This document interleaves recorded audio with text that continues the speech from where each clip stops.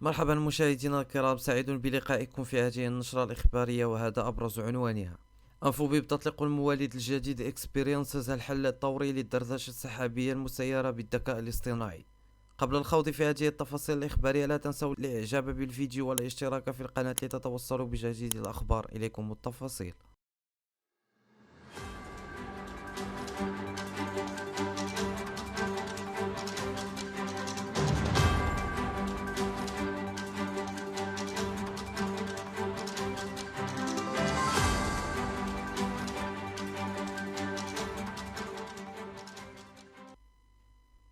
أطلقت الشركة أنفوبيب المنصة العالمية للاتصالات السحابية المولد الجديد Experiences الذي يمتاز بالتكنولوجيا المتطورة للذكاء الاصطناعي، وهو موجه لمساعدة الشركات على تعزيز انخراط زبنائها وتحفيز نمو المقاولات.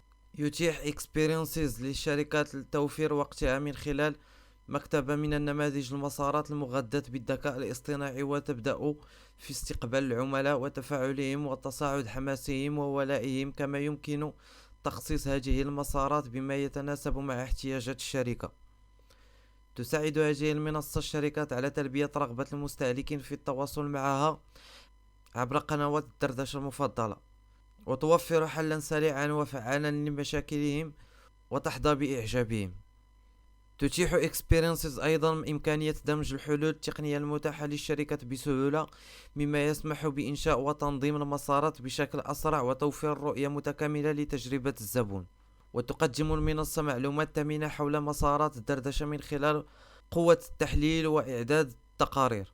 يمكن للشركات تتبع سلوك المستهلكين وقياس مؤشرات الأداء وتحديد المجالات التي تحتاج إلى تحسين. بالإضافة إلى ذلك يمكن للشركات تحسين تجارب الدردشة بناء على المعلومات المرتكزة على البيانات لتحقيق أفضل النتائج ورضا الزبون.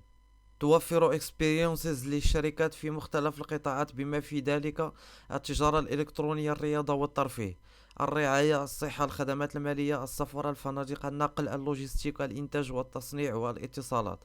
يذكر أن هذا المنتج يمثل جزءا من محفظة الحلول التي تهدف أنفوبيس إلى تعزيز الانخراط الزبائن ودعم Experience للشركات في تحقيق التحول الرقمي وزيادة الولاء والنمو. وتعكس الإصدارات التجريبية التزام شركة أنفوبيس بالابتكار وتقديم الحلول الجيدة للزبائن.